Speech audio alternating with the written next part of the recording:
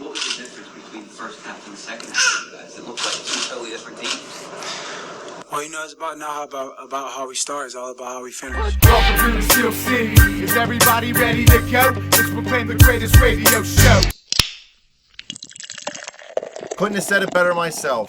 Welcome to The Spread. I'm your host, Jim Sella, in studio with Jay Dash. The Pittsburgh Steelers had a rocky first half against the Denver Broncos, but the defense pulled it together. The offense got it together, put 30 on the board for a 6th straight week.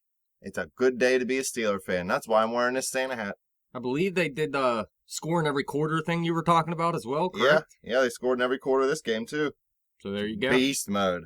That New Steelers record? offense, That's a record, right? Yeah, is on fire.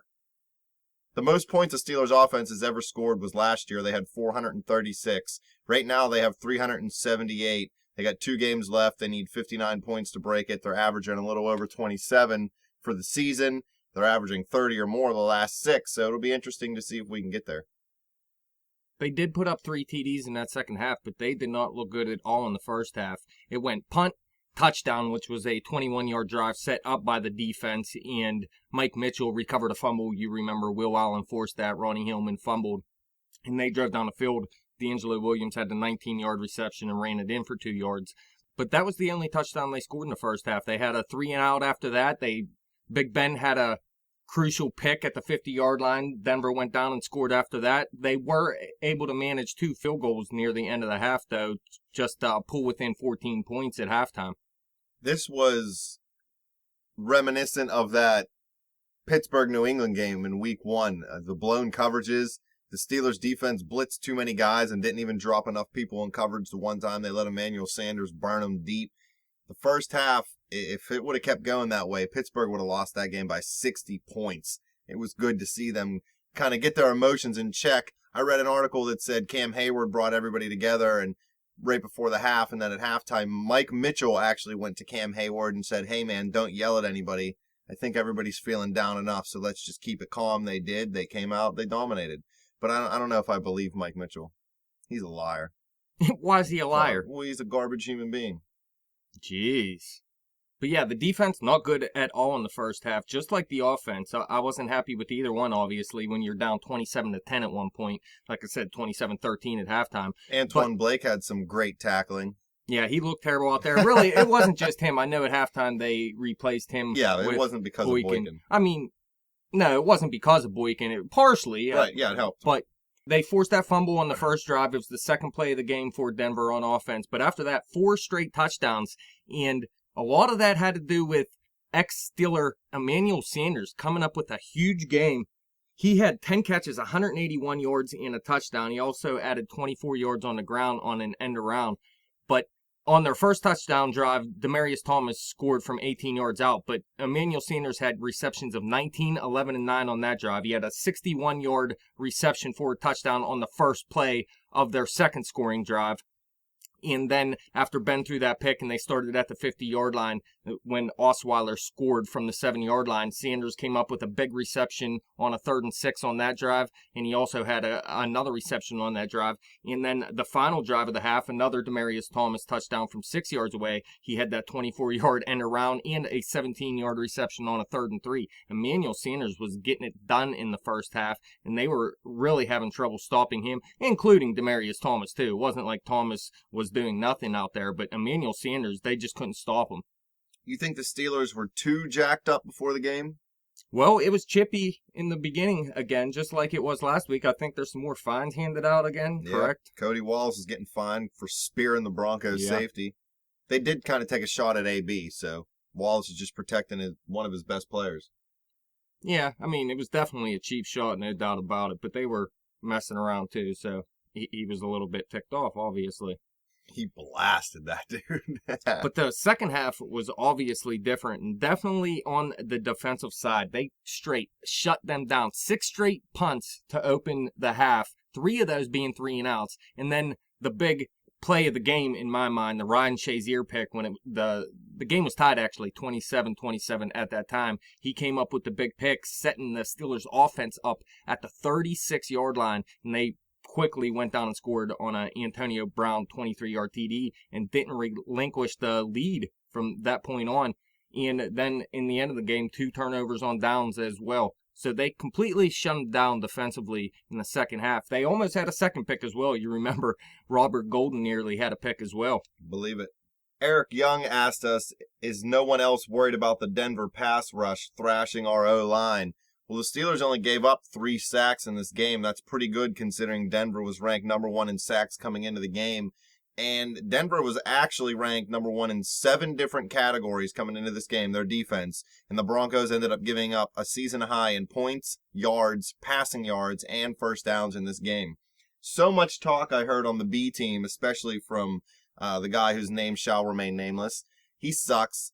They were just talking mostly about how defense in Pittsburgh, is assumed to be how you win championships. All these years, steel curtain defense, even some of the other Steelers Super Bowl teams had great defenses.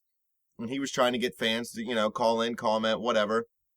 Why all of a sudden do people think offense is going to win the Super Bowl now? Is it just because we have a good offense and not a good defense, and they only like the defense because it was good back then? Or are these fair weather Steeler fans? Or are they smart enough to realize that it's our only shot at winning the Super Bowl this year? Yeah, I think it's just a little bit different. This isn't an elite defense, so now you do need the offense. Before you really, you still needed the good quarterback. Without a good quarterback, you're never going to win. I don't care who you are, unless you're the Ravens with one time, yeah. What the hell's his name? Trent Dilfer. Yeah, Trent Dilfer, but whatever.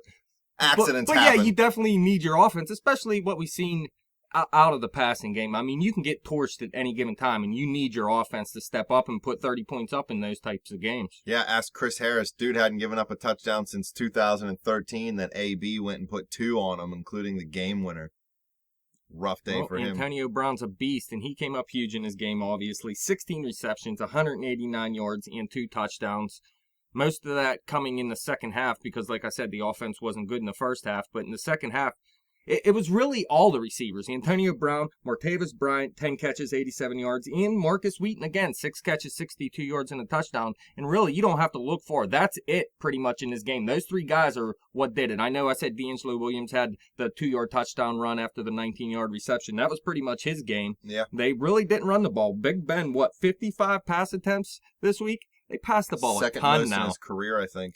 Yeah. So you look at the 3 touchdown drives in the second half. Now, I'm not completely happy with the offense in the second half, but anytime you put up 21 points in a half, you can't be mad. But they did get a ton of chances. There was 4 punts in between that, plus the interception that almost blew the game. That was a terrible play near the end of the game with 2 minutes just left. Threw it away. He knows better than that. And they had 15 opportunities in his game to score. That's a ton of opportunities. So the defense really helped them out, put them in short field position. But the offense, they were sporadic in the second half too. But again, 3 touchdowns. All that's Wheaton, Bryant, and Antonio Brown as well. On the first touchdown drive, they started at their own 41-yard line. Wheaton and Bryant both had big first down receptions on third downs. Brown had an 8-yard reception plus a 26-yard pass interference called against the defense on him and ended up with a 9-yard touchdown. The second drive was a 60-yard drive, started at the Steelers' 40-yard line. Like I was saying, the defense putting them in short field position. That's not real short. You still got to drive 60 yards, obviously. But Brown had 2 big receptions of 12 and 17 on that drive. Wheaton had a 13-yard reception plus the 9-yard touchdown. And then the drive that started at the Denver 37 after the Ryan Shazier pick, Brown went straight down with a 23-yard touchdown. So it was all passing game in this one. D'Angelo Williams was getting nothing going. Well, on the other side of the ball, Ronnie Hillman looked pretty good in the first half. He had close to 50 yards, I believe, in the first half. Actually ended with 48 yards in his game because, like I said, the defense just straight shut him down in the second half. The offense was 3 for 4 in the red zone for Pittsburgh. I think Denver's offense was actually perfect in the red zone, but they didn't get very many opportunities after the first half. That was one of the biggest things. I know you said that the defense was giving them shorter fields. They can give them the shorter fields, but the offense still needs to put the ball into the end zone, and That's what they did. And I was reading a lot of comments on social media that says, the defense bailed Big Ben out at the end of the game, and they did on that particular point of the game. But a lot of people forget that the defense also gave up 27 points in the first half and that the offense was able to climb out of that hole. So it was an entire team win for me. Everybody did a little bad. Everybody did good enough to win. Even special teams. Boswell, perfect again. He has the most points for a first-year or rookie kicker in Steeler history. This guy comes out of nowhere. So I'm starting to get that feeling back about the Steelers, man. It just feels like all the chips are starting to fall in the right place, just like in 2005 when we made that run. The defense, obviously, not as good. Yeah, I mean, it's coming down to just the Jets and the Chiefs and the Steelers now. That's really the only three teams that can make the playoffs for the wild card spot now. It's pretty much all wrapped up at this point. There's just a couple teams that got to figure out where they're going to be. Denver can still miss out on the playoffs if they lose out and Kansas City wins out. Kansas City could still win that division. And, you know, Houston, I think, only needs one win to lock up the division. Yeah, that's ridiculous. Can you believe that? I was hoping Jacksonville would win this week and stay in there. Too. But a lot of people were closer than us on our predictions. I said, 24-10. You said 24-14. Yeah. We got some comments here. Travis Leitner said 37-12. Jake Holt said 38-15. And Brandon Scavello said 34-16, and Ben would throw 3 TDs. He was dead right with the Pittsburgh score and with the Big Ben 3 TDs. It seems like everybody thought this defense would play a little better, and they showed in the second half what we thought this defense could really do. And it was just all that first half that makes this game look so bad. It was, the emotion, some blown plays, and the defense. I mean, they got a turnover in the first half, but it takes a whole game for this defense to really shine, I feel like. You know what I mean? You need that whole 60 minutes for them to make an impact. They're going to get beat at certain points of games, certain drives. They're going to give up a big play. We all said that coming into this season with some of the youth on this team. But they stepped up when they needed to, man. And to shut out the Broncos in the whole entire second half, it was just huge. The Steelers really, really needed this win. I know we didn't have to necessarily win out to make the playoffs, but wouldn't you much rather win out and just control your own destiny? Yeah, I mean, I said a couple of weeks ago that's what I thought they would do, would be to win out right after they lost that Seahawks game. I figured that's what they would do, and now it looks like a very promising idea going up against Baltimore and Cleveland, 2 very bad teams this season to end the season. So I'm pretty excited, and I think the Steelers are going to go out and win those 2 games and get into the playoffs, and we'll see from there. I mean, they've had some trouble over the past few years of winning in the playoffs. Yeah, they got T-bowed out of the playoffs. Yeah. Before the season started, we did our season preview, and you had them going 10-6, and I think me and Easy had them going 11-5. So it looks like one of us is going to be right, unless they completely collapse and go 9-7. They're definitely going to beat Cleveland in the last game of the season. I have no doubt about that. But still, this Ravens game, it's still a question because they always play close games. We've seen it earlier this season. That's the biggest upset of the season to me, was when the Steelers lost to Baltimore. I know Michael Vick was in the game, and that's not the quarterback you want in, but they still should have won that game even with him in there, definitely. There was terrible coaching in that game, and Antonio Brown dropped a touchdown pass in that game. It was just a bad game all around. I think they can go out there and beat them this time around.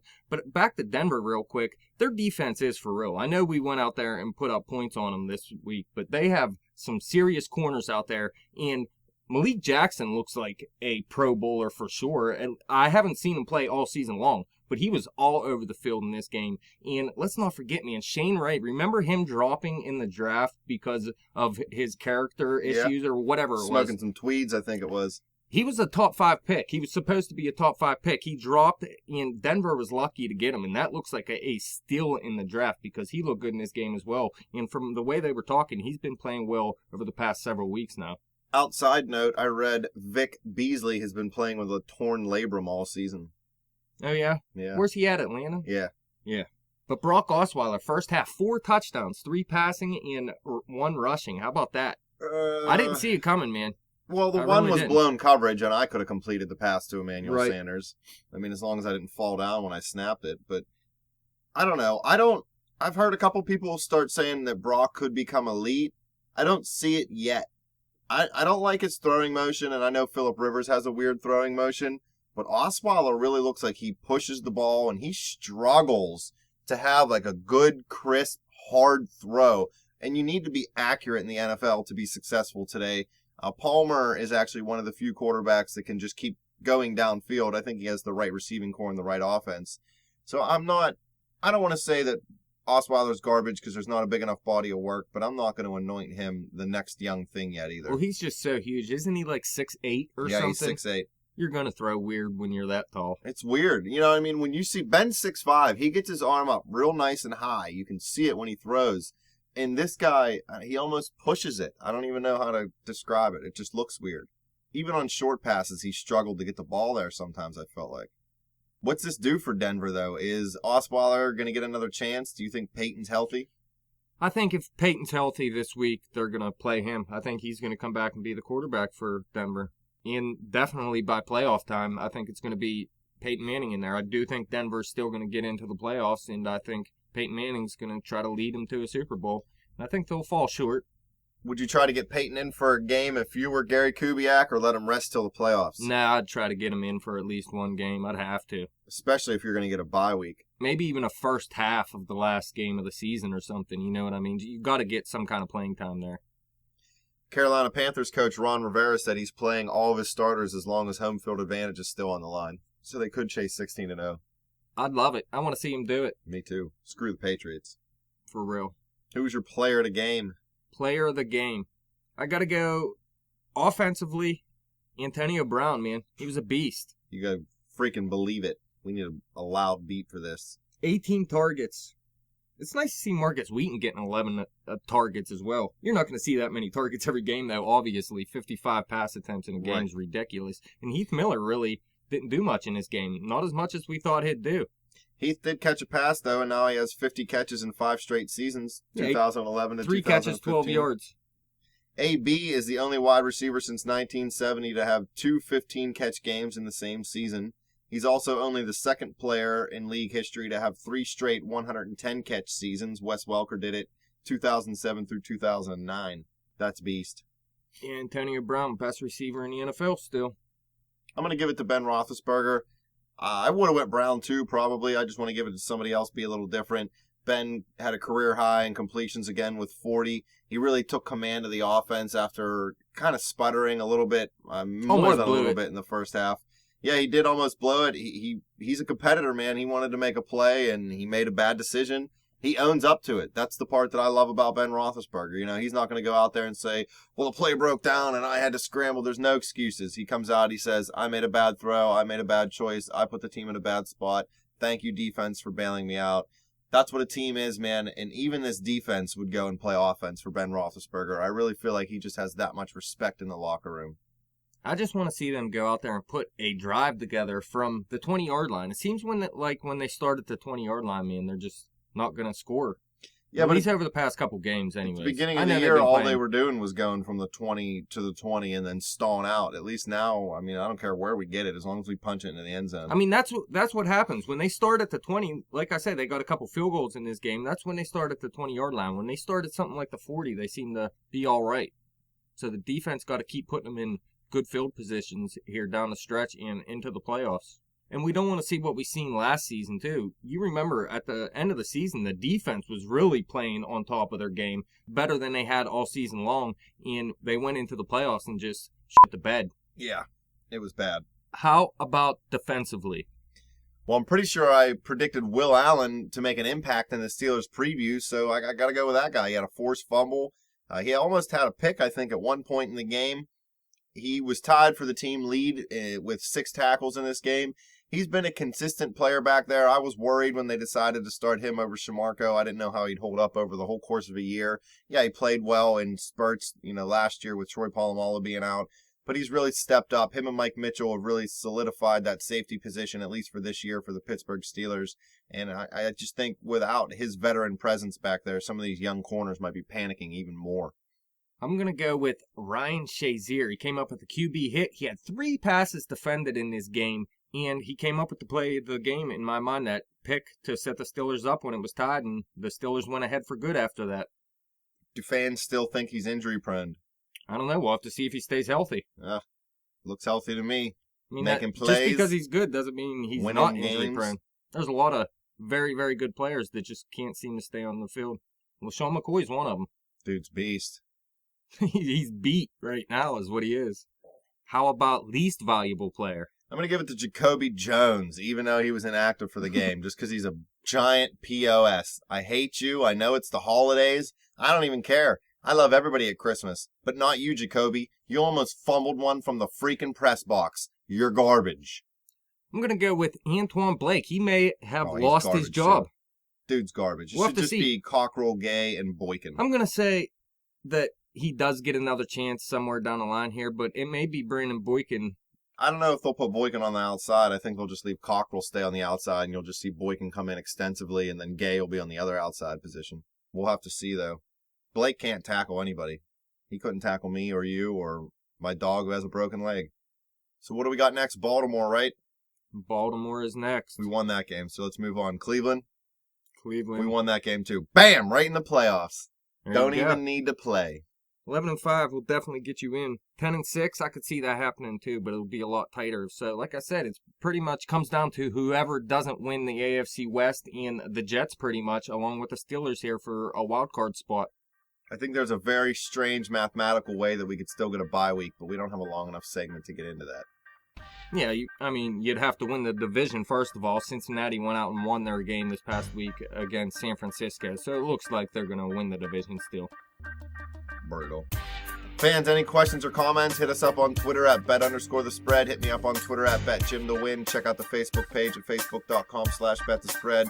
Keep coming back to YouTube and click and subscribe. A little over 600 views on the last Steelers segment. I'm digging it.